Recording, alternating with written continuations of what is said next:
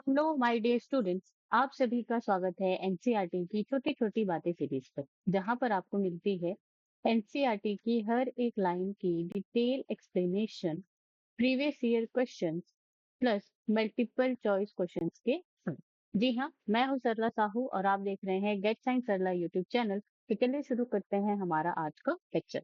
आज हम पढ़ने वाले हैं class 11 biology chapter 8 cell the unit of life. और आज का ये हमारा होने वाला है 5th लेक्चर, ठीक है।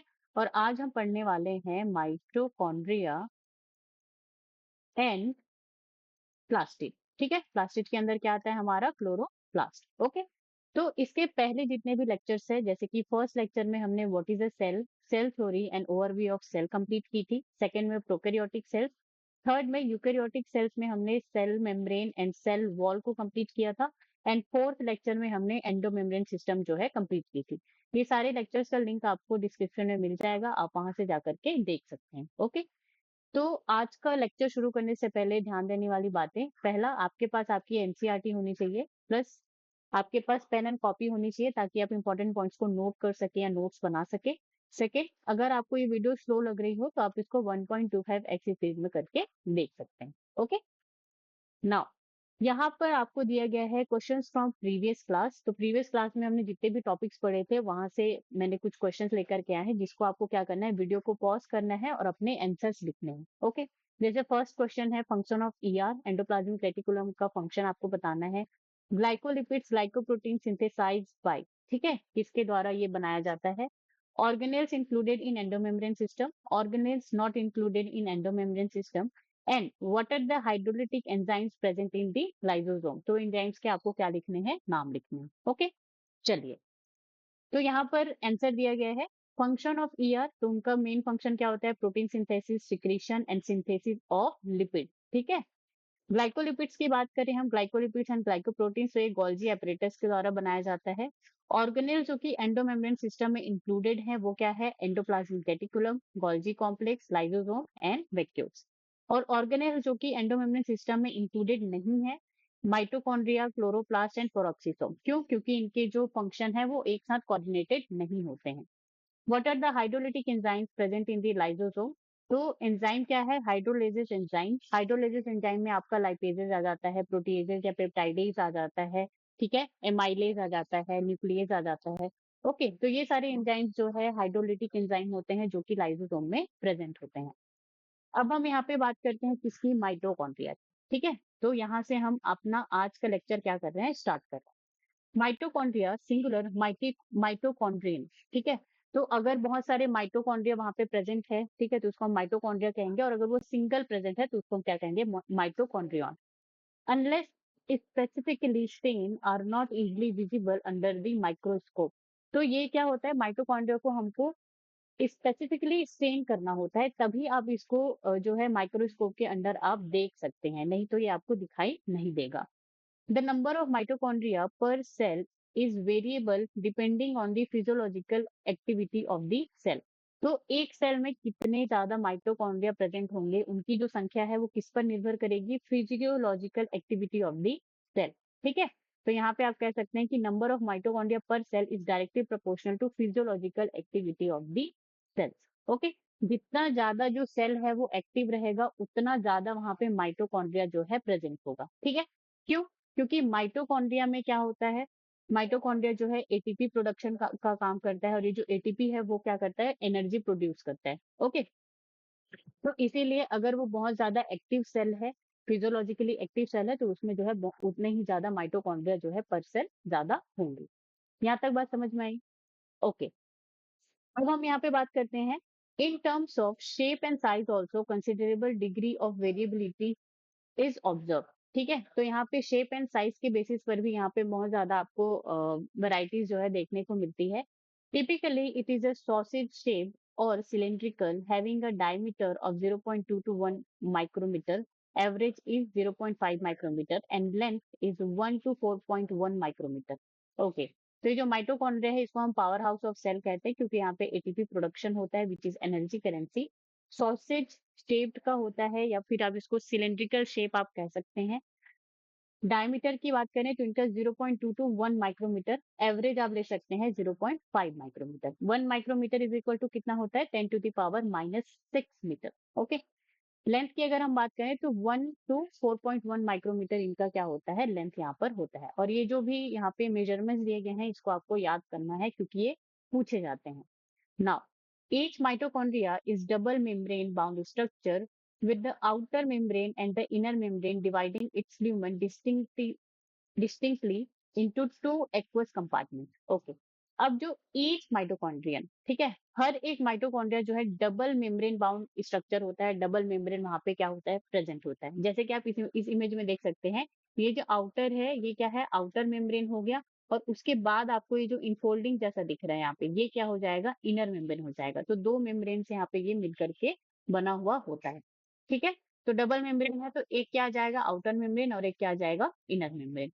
नाउ ये जो आउटर एंड इनर मेम्ब्रेन है ये क्या करते हैं, divide it's lumen distinctly into two aqueous compartment, outer compartment and the inner compartment. अब ये जो outer membrane and inner membrane का यहाँ पे खेल है, ये क्या करता है, जो माइटोकॉन्ड्रिया का जो ल्यूमेन है उसको ही दो भाग में क्या करता है, डिवाइड कर देता है, divide it's lumen in two parts, in two aqueous compartment. एक को हम क्या कहेंगे, आउटर कंपार्टमेंट, और एक को हम क्या कहेंगे, इनर कंपार्टमेंट। ठीक है, तो यहाँ पे क्या हो रहा है, ल्यूमेन हम किसको बोलते हैं, जैसे ये माइटोकॉन्ड्रिया है, ठीक है, ये जैसे यहाँ पे माइटोकॉन्ड्रिया है तो उसके अंदर की जो कैविटी है, ठीक है, जिसमें बहुत सारी चीजें वहां पे प्रेजेंट होंगी, जो भी उनका स्ट्रक्चर है, ठीक है, तो इस कैविटी को हम क्या कहते हैं, ल्यूमेन कहते हैं। अब यहाँ पे ये जो माइटोकॉन्ड्रिया है ये है कैसा, डबल मेम्ब्रेन बाउंड्री स्ट्रक्चर है, तो outer membrane and inner membrane, दो मेम्ब्रेन वहां पे प्रेजेंट होंगी। तो ये जो दोनों मेम्ब्रेन है इसके ल्यूमन को क्या करती है, आउटर कंपार्टमेंट, मतलब यहाँ पे जो inner membrane and outer membrane के बीच में जो आपको स्पेस दिख रहा है वो क्या हो जाएगा, आउटर कंपार्टमेंट हो जाएगा। और एक होगा क्या, इनर कंपार्टमेंट, और इनर कंपार्टमेंट वो होगा जो इनर मेम्ब्रेन में, इनर मेम्ब्रेन के अंदर, ठीक है, यहाँ पे ये जो स्पेस प्रेजेंट है इसको हम यहाँ पे क्या कहेंगे, इनर कंपार्टमेंट। और दोनों के दोनों कैसे होंगे, एक्वस होंगे। यहाँ तक बात समझ में आई। Now the inner compartment is filled with a dense homogeneous substances called the matrix. अब ये जो इनर कंपार्टमेंट है ये फिल्ड विद, ठीक है, भरा हुआ होता है डेंस होमोजेनियस सब्सटेंसेस से, ठीक है, एक ही तरह, होमोजेनियस मतलब एक ही तरह के सब्सटेंसेस से यहाँ पे फिल होता है, भरा हुआ होता है, जिसको क्या कहा जाता है, मैट्रिक्स, या और क्या कह सकते हैं, माइटोकॉन्ड्रियल मैट्रिक्स। ओके, यहाँ तक बात समझ में आई। Now, the outer membrane forms the continuous limiting boundary of the organelles. तो outer membrane क्या करता है, यहाँ पे limiting boundary बनाता है organelles का। जैसे कि अगर यहाँ पे क्या प्रेजेंट है आपका, जैसे हम यहाँ पे देख, यहाँ पे मैं खाली जगह में बताती हूँ, जैसे ये क्या है, सेल है, ठीक है, ये यहाँ पे क्या है, न्यूक्लियस है। अब यहाँ पे ये क्या है, माइटोकॉन्ड्रिया है, ठीक है, ये क्या है, माइटोकॉन्ड्रिया। तो जो आउटर मेम्ब्रेन है ये क्या करता है, ये जो माइटोकॉन्ड्रिया सेल ऑर्गेनेल है उसका क्या करता है, आउटर बाउंड्री बनाता है। ठीक है, यहाँ तक बात समझ में आई। इसीलिए यहाँ पे बोला गया है कि outer membrane continuous limiting boundary बनाता है ऑर्गेनेल की। Okay, the inner membrane forms a number of infoldings called cristae, ठीक है, सिंगुलर क्रिस्टा, एक है तो क्रिस्टा, बहुत सारे हैं तो क्रिस्टी, टुवर्ड्स द मैट्रिक्स। अब यहाँ पे ये जो इनर मेम्ब्रेन है, इनर मेम्ब्रेन क्या करता है, बहुत सारे नंबर ऑफ इनफोल्डिंग्स बनाती है, वो क्या होती है, मुड़ी हुई होती है, ठीक है, उस, और वो जो इनफोल्डिंग्स है उसको हम क्या कहते हैं, बहुत सारी इनफोल्डिंग्स है तो क्रिस्टी कहेंगे, और सिंगल एक है तो उसको हम क्या कहेंगे, क्रिस्टा कहेंगे। और जो इनफोल्डिंग्स है ये कहाँ, किधर बनती है, टुवर्ड्स दी मैट्रिक्स। ठीक है, तो जैसे आप इस इमेज में देख रहे हैं, ये क्या है, ये इनर मेम्ब्रेन है, ठीक है। अब ये इनर मेम्ब्रेन जो है इस तरह से यहाँ पे फोल्ड हो गई है, ठीक है। अब ये जो एक फोल्ड है उसको मैं क्या कहूंगी, क्रिस्टा कहूंगी, और बहुत सारे हैं तो मैं उसको क्या कहूंगी, क्रिस्टी कहूंगी, ठीक है। और ये बीच में ये जो प्रेजेंट है इसको हम क्या कहते हैं, मैट्रिक्स कहते हैं। तो ये इनफोल्डिंग्स किस तरह बन रही है, towards the matrix. Okay, now cristae increases the surface area. तो क्रिस्टी का यहाँ पे मेन फंक्शन ही होता है क्या, सरफेस एरिया बढ़ाने के लिए। और ये सरफेस एरिया बढ़ा करके बहुत सारे एंजाइमेटिक एक्टिविटी जो है यहाँ पे परफॉर्म होती है, ठीक है। किसी भी सेलुलर स्ट्रक्चर में अगर आपको इस तरह की सेल मेम्ब्रेन की इनफोल्डिंग दिख रही है, तो वो इनफोल्डिंग सिर्फ और सिर्फ सरफेस एरिया इंक्रीज करने के लिए ही होता है, ठीक है। ओके, नाउ अब हम आगे बढ़ते हैं यहाँ पे। The Christie increases the surface area. Okay. The two membranes have their own specific enzymes associated with the mitochondrial function. ठीक है? तो यहाँ पे जो 2 मेम्ब्रेन होती हैं, 2 मेम्ब्रेन जैसे कि outer membrane and inner membrane, तो they have their own specific enzyme associated with the mitochondrial function. तो outer membrane and inner membrane दोनों का डिफरेंट डिफरेंट फंक्शन होता है और दोनों में अलग-अलग तरह के वहाँ पे एंजाइम जो है एसोसिएटेड होते हैं, ठीक है? Mitochondria are the site of the aerobic respiration. They produce cellular energy in the form of ATP. Hence, they call the powerhouse of the cell. तो यहाँ पे ये जो माइटोकॉन्ड्रिया होता है इसमें एरोबिक रेस्पिरेशन होता है। एरोबिक रेस्पिरेशन का मतलब क्या होता है, जो भी हम फूड खाते हैं, ठीक है, तो वो कॉम्प्लेक्स मॉलिक्यूल के फॉर्म में होता है, उसको हम क्या करते हैं, सिंपल फॉर्म में क्या करते हैं, ब्रेक डाउन करते हैं। फिर ये सिंपल फॉर्म में ब्रेक डाउन करके हम इसको एज ए एनर्जी सोर्स हम क्या करते हैं, यहाँ पे यूज करते हैं, ठीक है। तो यहाँ पे क्या होता है, एरोबिक रेस्पिरेशन में हम फूड को तोड़ने के लिए हम यहाँ पे ऑक्सीजन का हेल्प लेते हैं, ठीक है, और यहाँ पे हमारे पास एटीपी क्या होता है, प्रोडक्शन होता है। और ये जो एटीपी है, फिर हमारे पास जो भी हम मोबिलिटी कर रहे हैं, जो भी एक्टिविटी कर रहे हैं, तो ये जो एटीपी है वहां पर जो है खर्च होती है। ओके, जैसे मसल का जो मूवमेंट है, तो मसल का मूवमेंट कब हो रहा है, जब हमारे जब जो हम खाना खाते हैं वो टूट करके सिंपल मॉलिक्यूल्स में फॉर्म हो करके वहां पे एटीपी बना रहा है, तो वो जो एटीपी है वो मसल मूवमेंट में क्या कर रहा है, काम कर रहा है। ओके, जब आप एटीपी दोगे मसल्स को तब वो काम करेगा, अगर आप एटीपी नहीं दोगे, ऊर्जा नहीं दोगे, तो वो काम नहीं करेगा। यहाँ तक बात समझ में आई।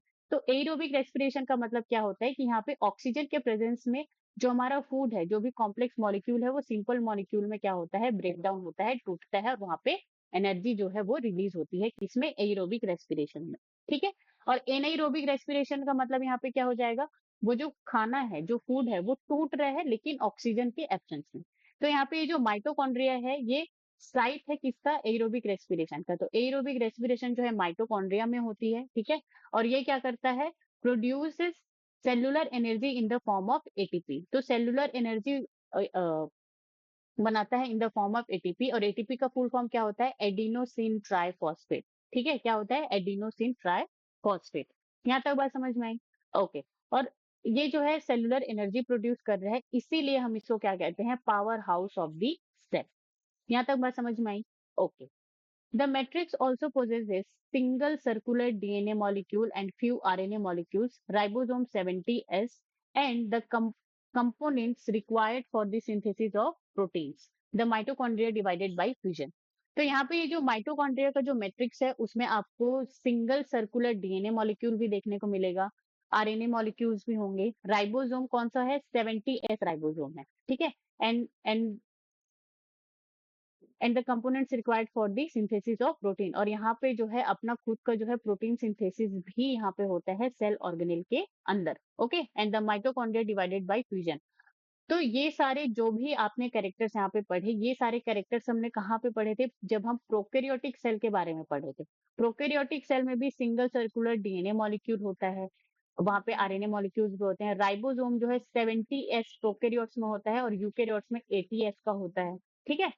और जो बैक्टीरिया है, जो प्रोकैरियोट्स हैं, वही तो फ्यूजन के थ्रू क्या करें, फ्यूजन का मतलब क्या होता है, ये बैक्टीरिया है तो फ्यूजन का मतलब यहाँ पे क्या हो जाएगा, इस तरह से ये, ठीक है, ये इस तरह से टूट करके क्या बनाएगा, ठीक है। फ्यूजन का मतलब क्या होता है, टूटना होता है, तो फ्यूजन के थ्रू बैक्टीरिया जो है अपना सेल डिवीजन करते हैं। तो ये प्रॉपर्टी जो है माइटोकॉन्ड्रिया में भी देखने को मिल रही है। तो क्या आपको ये जो माइटोकॉन्ड्रिया है वो प्रोकैरियोट्स की तरह नहीं लग रहे हैं? जी हाँ। देखो, ये जो सेल है, सेल के अंदर अपना न्यूक्लियस है, न्यूक्लियस के अंदर अपना खुद का जेनेटिक मटेरियल है, जिससे वो सारे काम को क्या करता है, रेगुलेट करता है। लेकिन यहाँ पे फिर माइटोकॉन्ड्रिया आ जाता है। माइटोकॉन्ड्रिया के पास अपना खुद का यहाँ पे क्या होता है, डीएनए होता है, ठीक है। खुद का यहाँ पे इनका राइबोसोम होता है, और खुद का यहाँ पे जो प्रोटीन मशीनरी है, वो खुद की यहाँ पे प्रोटीन मशीनरी भी होती है, ठीक है। तो ये ये चीज क्या बताता है कि माइटोकॉन्ड्रिया जो है प्रोकैरियोट्स के साथ उनका क्या होता है, रिलेशन होता है, ठीक है। तो इसी चीज को समझाने के लिए यहाँ पे क्या आती है, एंडोसिम्बायोटिक थ्योरी आती है। क्या आती है, एंडोसिम्बायोटिक थ्योरी। अब इस एंडोसिम्बायोटिक थ्योरी क्या कहती है, Long ago, बहुत पहले, a large ancestral cell, primitive eukaryotes, engulfs smaller prokaryotic cells like bacteria, but did not digest them. ठीक है, तो बहुत साल पहले क्या हुआ था कि जो प्रिमिटिव यूकेरियोट्स थे, प्रिमिटिव यूकेरियोट्स ने क्या किया, देखो, ये मान लो क्या है, प्रिमिटिव यूकेरियोट्स है, ठीक है। और यहाँ पे ये क्या प्रेजेंट है, प्रोकैरियोट्स प्रेजेंट है। तो ये जो यूकेरियोट्स है, इन्होंने इसको क्या कर लिया, इनगल्फ कर लिया। ठीक है, इन्होंने इसको क्या कर लिया, यहाँ पे खा लिया, इनगल्फ कर लिया। अब इनगल्फ कर लिया, और इनगल्फ करने के बाद इन्होंने ये जो प्रिमिटिव यूकेरियोटिक सेल है, इसने ये जो प्रोकैरियोटिक सेल है उसको डाइजेस्ट नहीं किया। क्या नहीं किया, डाइजेस्ट नहीं किया। उसके उसके जगह पे उन्होंने क्या किया, instead these smaller cells lived symbiotically inside the host cell and later become permanent organelles। ठीक है, तो यहाँ पे ये जो प्रिमिटिव यूकेरियोट से जिसने प्रोकैरियोट को खाया, उसने उसको डाइजेस्ट नहीं किया, बल्कि वो दोनों साथ में जीने लग गए सिम्बायोटिकली, कि मैं तुम्हें कुछ देता हूँ, तुम मुझे कुछ दो, हम दोनों साथ साथ बताएंगे, इस तरह से। ठीक है, और जब वो सिम्बायोटिकली इनसाइड होस्ट सेल के अंदर इस तरह से रहने लगे, तो वो परमानेंट ऑर्गेनल्स बन गए।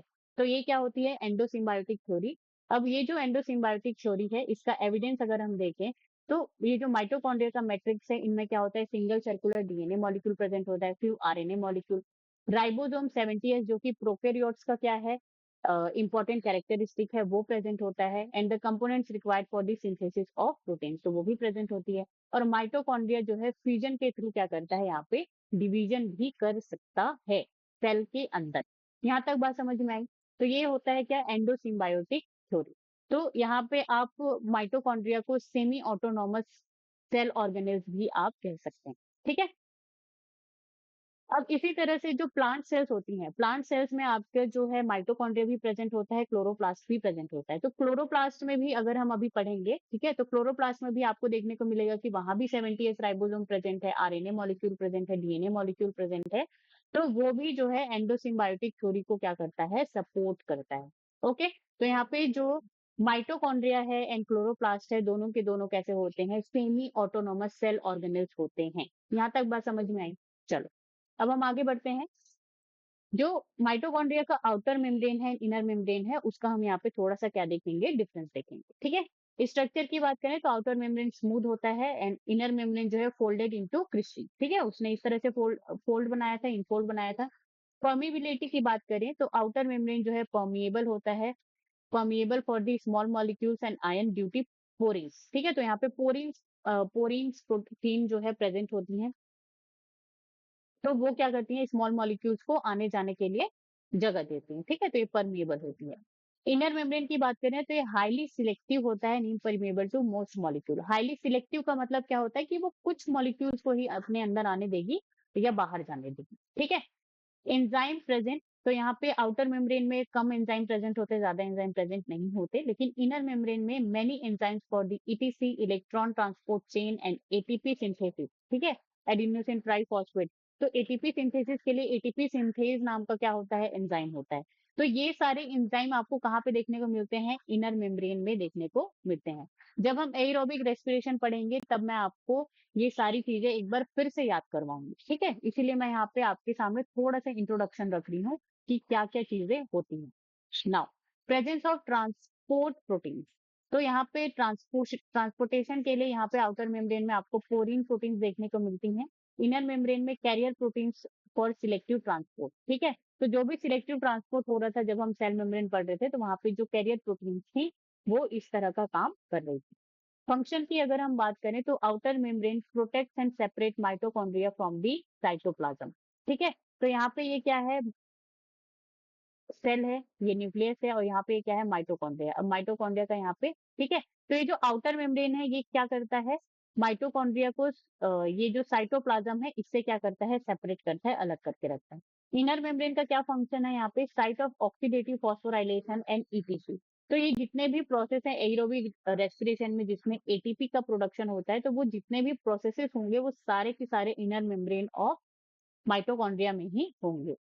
सरफेस एरिया की बात करें तो आउटर मेम्ब्रेन का सरफेस एरिया स्मॉलर होता है, एंड इनर मेम्ब्रेन का सरफेस एरिया लार्जर होता है। क्यों, क्योंकि वहां पे इनफोल्डिंग हो गई है। ठीक है, राइबोसोम एंड डीएनए, तो आउटर मेम्ब्रेन में कोई राइबोसोम या डीएनए प्रेजेंट नहीं होते। इनर मेम्ब्रेन की बात करें तो मेम्ब्रेन में भी तो प्रेजेंट नहीं होते, लेकिन जो इनर मेम्ब्रेन के अंदर जो मैट्रिक्स प्रेजेंट होता है, उसमें होता है। ठीक है, रोल इन एनर्जी प्रोडक्शन, तो आउटर मेम्ब्रेन जो है नॉट डायरेक्टली इन्वॉल्व, बस लेकिन थोड़ा बहुत इनडायरेक्टली ये इन्वॉल्व होता है। इनर मेम्ब्रेन की बात करें तो main site of the ATP production. यहाँ तक बात समझ आई। ओके, अब हम आगे बढ़ते हैं यहाँ पे। इमेज में, ठीक है। Figure 8.7 structure of the mitochondria, ये क्या है, लॉन्गिट्यूडनल सेक्शन। तो यहाँ पर आपको ये आउटर मेम्ब्रेन देखने को मिल रहा है, ठीक है। ये क्या है, इनर मेम्ब्रेन। इनर मेम्ब्रेन के अंदर आपको मैट्रिक्स देखने को मिल रही है, और ये जो इनफोल्डिंग्स है इसको हम क्या कह रहे हैं, क्रिस्टा कह रहे हैं, ठीक है। अब यहाँ पे outer membrane and inner membrane के बीच में यहाँ पे जो स्पेस है उसको हम क्या कह रहे हैं, इंटर मेम्ब्रेन स्पेस कह रहे हैं। तो inter membrane space is present between the outer membrane and the inner membrane, ठीक है। अगर आपको डायरेक्ट यहाँ पे क्या करना है, थोड़ा सा रिवाइज करना है, तो उसके लिए आप यहाँ पे इस तरह से नोट्स बना सकते हैं कि ये क्या है, डबल मेम्ब्रेन स्ट्रक्चर है। आउटर मेम्ब्रेन जो है smooth permeable to small molecule, inner membrane जो है क्रिस्टी बनाता है फोल्ड होकर के, और सरफेस एरिया को क्या करता है, इंक्रीज करता है। मैट्रिक्स की बात करें तो इनर फ्लूइड फिल्ड स्पेस है, इसमें DNA, ribosome, 70S and enzyme जो है प्रेजेंट होती हैं। क्रिस्टा क्या है यहाँ पे, या क्रिस्टी क्या है, ये क्या है, साइट ऑफ एटीपी प्रोडक्शन, जो क्या है, इनर मेम्ब्रेन का इनफोल्डिंग है, ठीक है। Electron transport chain, etc and oxidative phosphorylation यहाँ पे होता है। माइटोकॉन्ड्रियल डीएनए की बात करें तो circular resembles prokaryotic DNA, yes, and supports the endo symbiotic theory. Okay, तो ये बात हो गई किसकी, माइटोकॉन्ड्रिया की। अब हम यहाँ पे बात करेंगे किसकी, प्लास्टिड्स की, ठीक है। तो यहाँ पे ये जो प्लास्टिड्स हैं, plastids are found in all plant cells and in euglenoids. तो ये जो प्लास्टिड्स हैं ये आपको प्लांट सेल में देखने को मिलेंगे या यूग्लिनॉइड्स में देखने को मिलेंगे। और ये जो यूग्लिनॉइड्स है ये कौन होते हैं, ये प्रोटिस्टा होते हैं। कौन होते हैं, ये प्रोटिस्टा होते हैं। That is the very very important point. और हमने जब प्रोटिस्टा में यूग्लिनॉइड्स जब हम पढ़ रहे थे वहां पे, तो मैंने आपको बताया था कि ये जो यूग्लिनॉइड्स होते हैं ये इनमें जो है हायर प्लांट से सिमिलर जो है इनमें पिगमेंट्स प्रेजेंट होते हैं, ठीक है। और वो पिगमेंट्स कहाँ पे प्रेजेंट होंगे, प्लास्टिड में ही प्रेजेंट होंगे, ठीक है। तो इसीलिए ये जो प्लास्टिड है ये आपको प्लांट सेल एंड यूग्लिनॉइड्स में देखने को मिलेगा। एनिमल सेल में प्लास्टिड जो है एब्सेंट होता है। यहाँ तक बात क्लियर हुई। Now these are easily observed under the microscope as they are large, ठीक है। तो ये इनको आप जो है आसानी से माइक्रोस्कोप के अंदर देख सकते हैं, क्योंकि ये जो है क्या होते हैं, लार्ज होते हैं, बड़े होते हैं साइज में। They bear some specific pigments, ठीक है, thus imparting specific color to the plants। तो यहाँ पे क्या होता है, ये जो प्लास्टिड होते हैं इनमें स्पेसिफिक पिगमेंट प्रेजेंट होते हैं, और इन्हीं की वजह से ही जो भी प्लांट्स के आप कलर देखते हैं, ठीक है, light green, dark green, red leaves भी आप देखते हैं, येलो लीव्स भी देखते हैं। तो वो सारी चीजें जो है ये प्लास्टिड में जो पिगमेंट्स प्रेजेंट होते हैं ये उसकी वजह से होता है। यहाँ तक बात समझ में आई। देखो, तो प्लास्टिड जो है ऑल प्लांट सेल्स में प्रेजेंट है, यूग्लिनॉइड्स में प्रेजेंट है, ये लार्ज होते हैं इसलिए इजिली ऑब्जर्व कर सकते हैं इसको। स्पेसिफिक पिगमेंट्स प्रेजेंट है जो कि give specific colour to plant. Okay, now based on the type of pigments plastids can be classified into chloroplast, chromoplast and leucoplast. तो पिगमेंट के बेसिस पर कि कौन सा पिगमेंट प्रेजेंट है इसके बेसिस पर हम इसको 3 पार्ट्स में डिवाइड करते हैं प्लास्टिड को। एक होता है क्लोरोप्लास्ट, क्रोमोप्लास्ट एंड ल्यूकोप्लास्ट। यहाँ तक बात समझ में आई। ओके, अब हम क्लोरोप्लास्ट, क्रोमोप्लास्ट एंड ल्यूकोप्लास्ट को बारी बारी से पढ़ेंगे। The chloroplast contain chlorophyll and carotenoid pigment. तो क्लोरोप्लास्ट में यहाँ पे क्लोरोफिल प्रेजेंट है एंड कैरोटीनॉइड पिगमेंट है। ओके, और ये जो क्लोरोफिल है ये क्लोरोफिल ही क्या होता है, रिस्पॉन्सिबल होता है ग्रीन कलर ऑफ प्लांट के लिए, ठीक है। जो भी आपको ग्रीन कलर दिखता है वो क्लोरोफिल की वजह से आपको दिखाई देता है, और ये किसमें प्रेजेंट है, क्लोरोप्लास्ट में। Which are responsible for the trapping light energy essential for the photosynthesis। अब ये जो क्लोरोफिल है, ये जो क्लोरोफिल है वो रिस्पॉन्सिबल होता है किस लिए, लाइट एनर्जी को ट्रैप करने के लिए। अब ये जो लाइट एनर्जी ट्रैप होता है वो किसके लिए इंपॉर्टेंट होता है, फिर से फोटोसिंथेसिस के लिए, ठीक है। तो फोटोसिंथेसिस, तो फोटोसिंथेसिस में क्या होता है, प्लांट जो है फूड बनाते हैं अपने लिए, और किसको यूज करके वो बनाते हैं, carbon dioxide, water and light energy को। तो जो भी वहां पे लाइट एनर्जी आ रही है, सूर्य की जो किरणें आ रही है उसको ट्रैप करके वो क्या करती हैं, उसको ट्रैप करके कार्बन डाइऑक्साइड एंड H2O को मिला करके वो अपने लिए खाना बनाती हैं। तो ये प्रोसेस है। तो ये सारी प्रोसेस कब पॉसिबल है, जब क्लोरोप्लास्ट में क्लोरोफिल पिगमेंट प्रेजेंट हो। क्लोरोफिल पिगमेंट प्रेजेंट नहीं होगा तो लाइट एनर्जी को आप ट्रैप नहीं कर पाएंगे। लाइट एनर्जी ट्रैप नहीं होगी तो फोटोसिंथेसिस का प्रोसेस भी वहां पे नहीं होगा, ठीक है। तो क्लोरोप्लास्ट में क्लोरोफिल होना जरूरी है, जो कि कलर भी देता है और फोटोसिंथेसिस के लिए भी वो एसेंशियल है। Now in the chromoplast, fat soluble carotenoid pigments like keratin, xanthophylls and others are present. Okay, तो यहाँ पे जो क्रोमोप्लास्ट है इसमें आपको fat soluble carotenoid pigments like carotene, xanthophyll, ये क्या होते हैं? प्रेजेंट होते हैं। This gives the part of the plant a yellow, orange and red colour. तो ये क्या करते हैं? ये जो क्रोमोप्लास्ट में जो fat soluble carotenes, xanthophylls and other pigment जो प्रेजेंट है, ये पार्ट ऑफ द प्लांट को क्या करते हैं? कलर देते हैं। कौन कौन सा कलर देते हैं? Yellow colour, orange colour and red colour. तो yellow, orange and red colour किसकी वजह से होता है? क्रोमोप्लास्ट की वजह से। क्रोमो का मतलब ये होता है कलर। ठीक है, यहाँ तक बात समझ में आई? नाउ अब तीसरा आता है यहाँ पे leucoplast. The leucoplast are the colourless plastids of varied shapes and size with stored nutrients. तो यहाँ पे ये जो ल्यूकोप्लास्ट होते हैं, ये कलरलेस प्लास्टिड होते हैं, इनमें कोई पिगमेंट प्रेजेंट नहीं होता। और ये क्या करते हैं? इनका जो शेप एंड साइज है, ये इसमें तो ये वेरी करेंगे ही, साथ ही साथ ये इनका इंपॉर्टेंट काम क्या है कि ये न्यूट्रिएंट्स को स्टोर करते हैं। इनका मेन फंक्शन क्या है? Storage of the nutrients. Okay, जैसे कि amyloplast stores carbohydrate, starch, for example in potato. Elaioplast store oils and fats, whereas the aleuroplast store proteins. Okay, तो यहाँ पे ल्यूकोप्लास्ट को हम फिर से तीन भागों में डिवाइड करते हैं। एक है इलायोप्लास्ट, ऑयल एंड फैट्स को क्या करेगा? यहाँ पे स्टोर करेगा। एल्यूरोप्लास्ट प्रोटीन को स्टोर करेगा। एमाइलोप्लास्ट जो है कार्बोहाइड्रेट्स को स्टोर करेगा, फॉर एग्जांपल स्टार्च। और यहाँ पे एग्जांपल दिया गया है किसका? पोटैटो का। यहाँ तक बात समझ में आई? ओके, कि यहाँ पे ल्यूकोप्लास्ट, क्रोमोप्लास्ट एंड क्लोरोप्लास्ट जो है प्लास्टिक के थ्री टाइप्स हैं, जिसको आपको याद रखना है कि किसका क्या क्या फंक्शन है। और मोस्ट इंपॉर्टेंट है यहाँ पे क्लोरोप्लास्ट। एंड ल्यूकोप्लास्ट से बहुत सारे क्वेश्चन पूछे जाते हैं, क्योंकि इलायोप्लास्ट, एलिरोप्लास्ट एंड एमाइलोप्लास्ट में वो क्या करते हैं? आपको कंफ्यूज करते हैं। यहाँ तक बात समझ में आई? ओके, अब हम आगे बढ़ते हैं यहाँ पे। Majority of the chloroplast of the green plants are found in the mesophyll cells of the leaves. तो मेजोरिटी ऑफ जो क्लोरोप्लास्ट है, वो आपको कहाँ पे देखने को मिलेगी? Mesophyll cells. और मेसोफिल सेल्स कहाँ पे होती है? लीव्स में होती है। ठीक है, तो यहाँ पे आपको डाइकॉट लीफ का यहाँ पे मैं इमेज लेकर के आई हूँ, जो कि एनसीईआरटी की इमेज है। ओके, तो यहाँ पे ये जो आपको पेलिसेड मेसोफिल दिखाई दे रहा है, और आपको ये स्पॉन्जी मेसोफिल दिखाई दे रहा है। तो ये जो मेसोफिल सेल्स हैं, इन्हीं के अंदर जो है ये क्लोरोप्लास्ट क्या होते हैं? प्रेजेंट होते हैं। ओके, तो क्लोरोप्लास्ट कहाँ है? मेसोफिल सेल्स ऑफ लीव्स में। यहाँ तक बात समझ में आई? These are lens-shaped, oval, spherical, discoid, or even ribbon-like organelles. Okay, having variable length 5 to 10 micrometer and width 2 to 4 micrometer. तो ये जो क्लोरोप्लास्ट होते हैं, ये क्लोरोप्लास्ट का यहाँ पे ये जो क्लोरोप्लास्ट है वो आपको डिफरेंट डिफरेंट शेप के देखने को मिलते हैं। Lens shaped, Oval shaped, spherical, discoid, ribbon like. ठीक है, स्पाइरल शेप। तो जैसे कि यहाँ पे जो क्लेमाइडोमोनास होता है, उसमें कप शेप का क्लोरोप्लास्ट आपको देखने को मिलता है। ओके, नाउ इनका जो वेरिएबल लेंथ है, तो इनका लेंथ जो है वो 5 टू 10 माइक्रोमीटर है। ठीक है, एंड इनका जो विड्थ है ये 2 टू 4 माइक्रोमीटर है। 2 टू 4 माइक्रोमीटर। तो ये जो लेंथ एंड विड्थ है, ये आपको क्या करना है? याद रखना है। Their number varies from 1 per cell of the Chlamydomonas, a green alga, to 20 to 40 per cell in the mesophyll। Okay, तो यहाँ पे ये जो क्लेमाइडोमोनास है, उसमें आपको 1 क्लोरोप्लास्ट जो है देखने को मिलेगा। लेकिन यहीं पे जो मेसोफिल सेल्स हैं, इसमें आपको एक सेल में जो है 20 टू 40 यहाँ पे आपको क्या देखने को मिलेगा? क्लोरोप्लास्ट जो है देखने को मिलेगा। तो आपको ये याद रखना है कि ये जो क्लेमाइडोमोनास है, ये जो क्लेमाइडोमोनास है, ये क्या है? ग्रीन एल्गी है। क्या है ये? ग्रीन एल्गा है, जिसमें एक ही क्लोरोप्लास्ट प्रेजेंट होता है। और ये जो मेसोफिल सेल्स ऑफ लीफ है, उसमें 20 टू 40 नंबर, इन नंबर जो है क्लोरोप्लास्ट आपका देखने को मिलता है। ओके, अब यहाँ पे अ, ये जो क्लोरोप्लास्ट है, फिगर 8.8, इसमें हम सेक्शनल व्यू ऑफ क्लोरोप्लास्ट, ठीक है, तो इसको हम देखते हैं। तो यहाँ पे क्या है? आउटर मेम्ब्रेन यहाँ पे दिया गया है, फिर उसके बाद यहाँ पे inner membrane.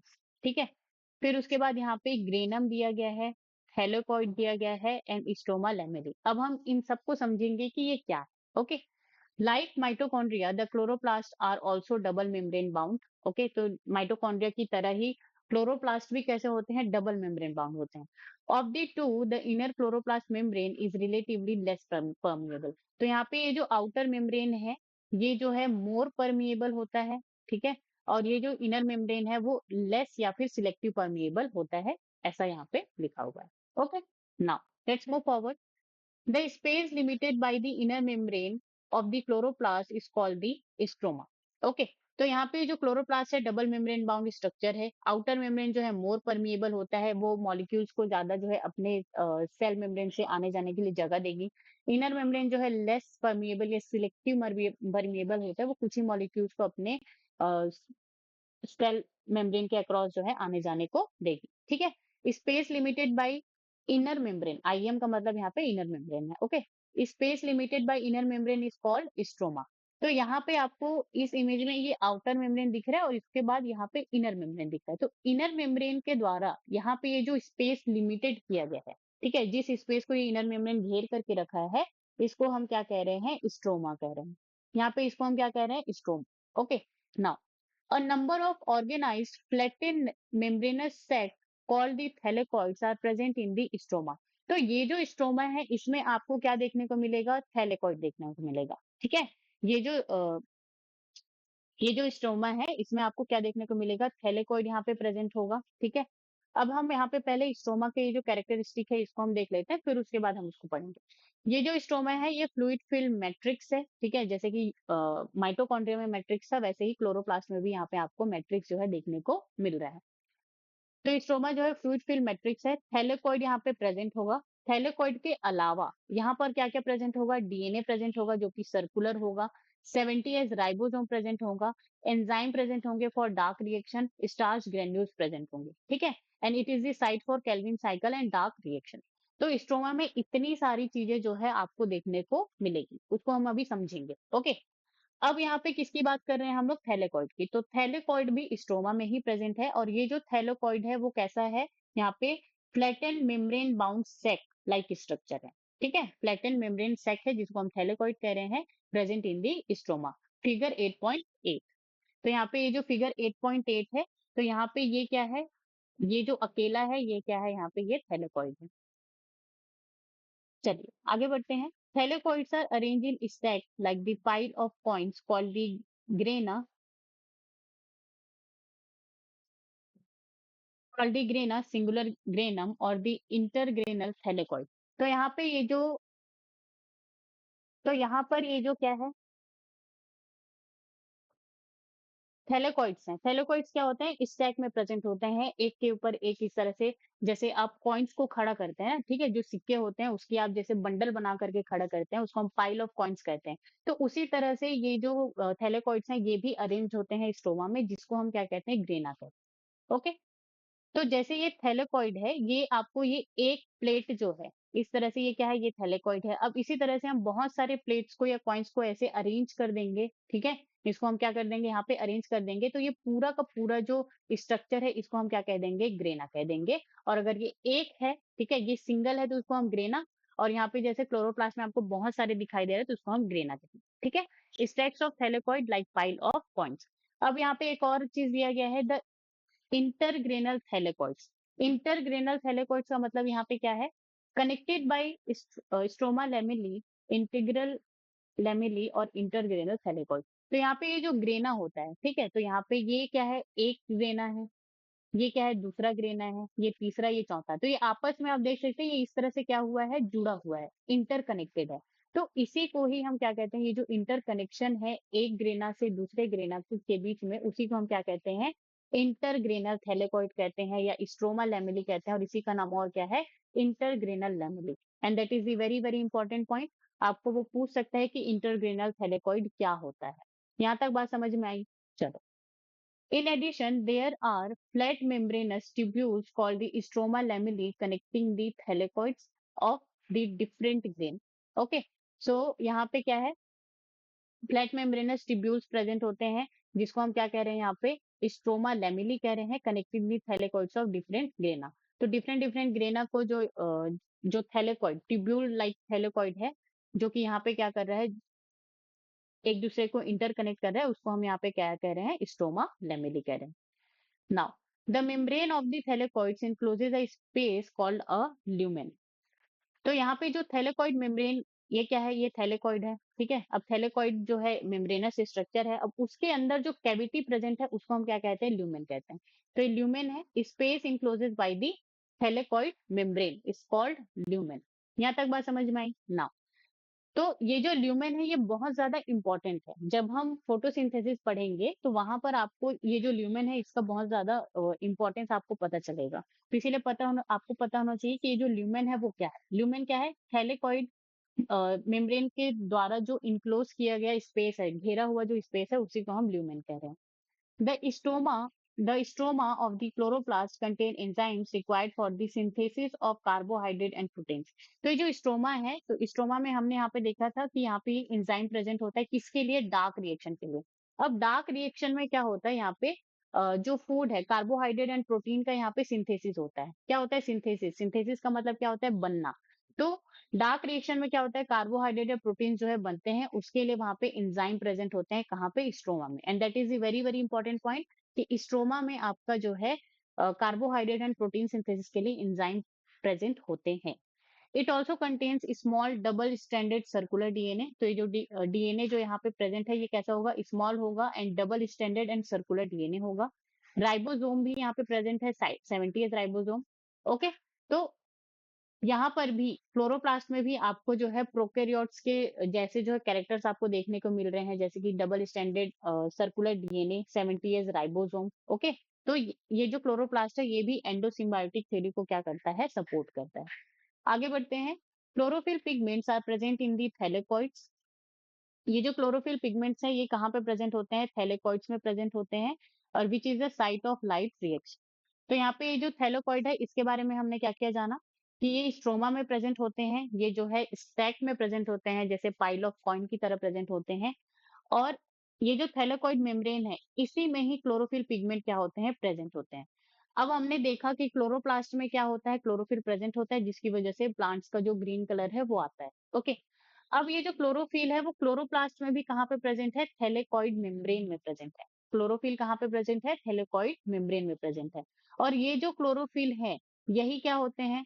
Site of light reaction होते हैं। तो थैलेकॉइड मेम्ब्रेन में क्लोरोफिल प्रेजेंट है, अब क्लोरोफिल वहां पे प्रेजेंट है तो वहीं पर ही जो फोटोसिंथेसिस का जो लाइट रिएक्शन है वो वहीं पर ही होगा। ठीक है, थैलेकॉइड प्लेटिनम मेम्ब्रेन सैक जो है मेम्ब्रेन बाउंड सैक होते हैं, जिनके अंदर जो है ल्यूमन जो है प्रेजेंट होता है। यहाँ तक बात समझ में आई? Now the ribosome of the chloroplast are the smaller 70s and the cytoplasmic ribosomes are the 80s.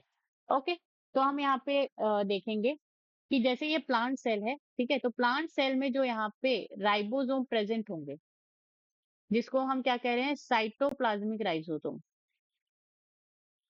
Cytoplasmic ribosome कैसे होंगे? 80s के होंगे। और ये क्या है? क्लोरोप्लास्ट है। क्लोरोप्लास्ट में जो राइबोसोम प्रेजेंट होंगे वो कैसे होंगे? 70s के होंगे। ठीक है, इसी तरह से माइटोकॉन्ड्रिया में भी जो राइबोसोम प्रेजेंट होंगे वो कैसे होंगे? 70s के।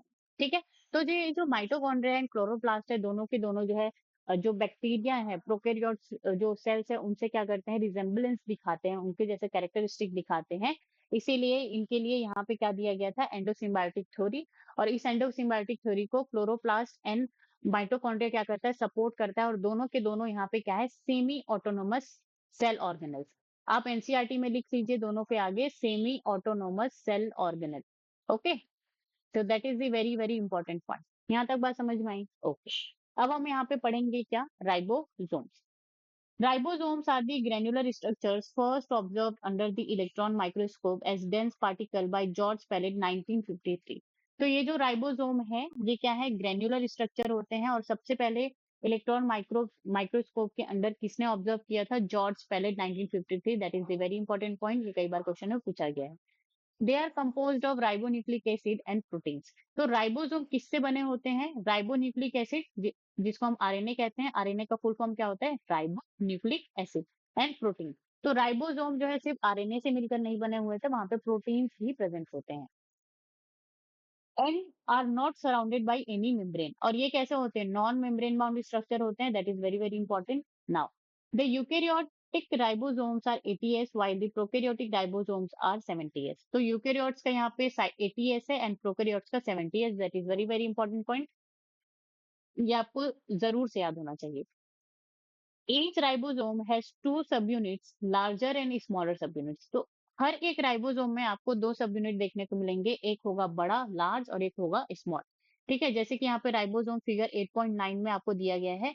ठीक है, ये क्या है राइबोसोम। अब राइबोसोम का यहाँ पे ये जो है लार्ज सब यूनिट है और ये जो है क्या है स्मॉल सब यूनिट है। Okay, the two subunits of 80s ribosome are 60s and 40s, while that of 70s ribosomes are 50s and 30s। Okay, तो यहाँ पे जो यूकेरियोट्स का राइबोसोम है 80s, तो उसमें जो है लार्ज सब यूनिट क्या है 60s एंड स्मॉल सब यूनिट क्या है यहाँ पे 40s। ओके, तो यहाँ पे आपको 60 प्लस 40 100 नहीं करना है।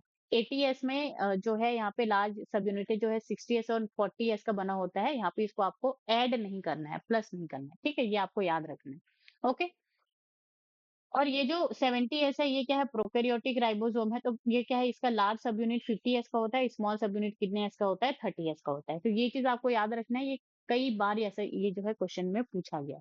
यहाँ तक बात समझ में आई? Now here S Sternberg's unit stand for the sedimentation coefficient. It is indirectly a measure of density and size. Okay, तो यहाँ पे 80s, 70s, 50s, 30s में जो एस है वो क्या है? एस जो है स्वेडबर्ग्स यूनिट है। ठीक है, जो जिसको हम सेडिमेंटेशन कोफिशिएंट कहते हैं, और ये क्या करता है, ये मेजर करता है इनडायरेक्टली, ये क्या करता है मेजर करता है density and size of the ribosome.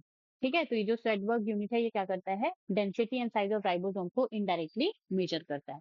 यहाँ तक बात समझ में आई? Okay, both 70s and 80s ribosome are composed of two sub unit. तो 70s राइबोसोम दोनों के दोनों यहाँ पे टू सब यूनिट्स के क्या होते हैं बने हुए होते हैं। 70s राइबोसोम का लार्ज यूनिट है 50s और इसका क्या है 30s, 50s and 30s, and 80s eukaryotic ribosome का 60s एंड 40s। ठीक है, चलो अब यहाँ पे ये जो 50s है ये फिर से और डिवाइड होता है 5s एंड 23s, यहाँ पे कुछ नंबर ऑफ प्रोटीन्स भी प्रेजेंट होते हैं, एंड 30s जो है 16s से क्या होता है मिलकर के बना हुआ होता है।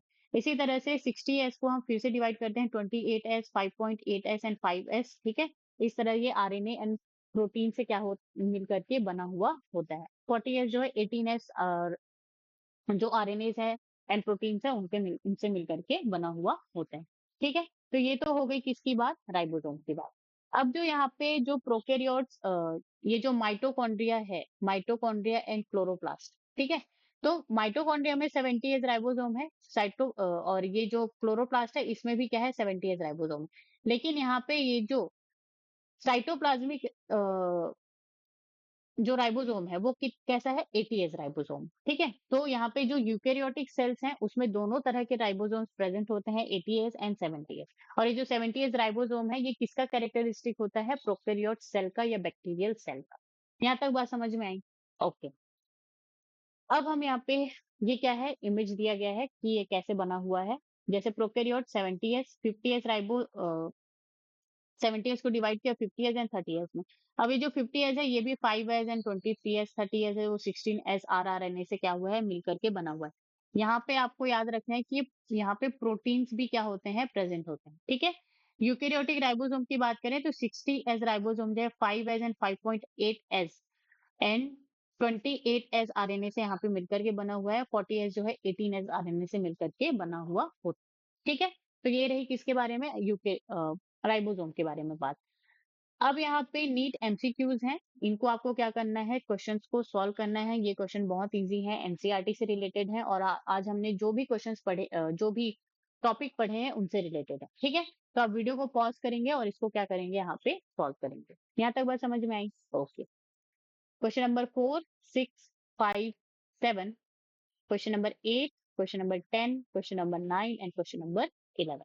ओके, तो ये सारे क्वेश्चंस को आपको क्या करना है सॉल्व करना है।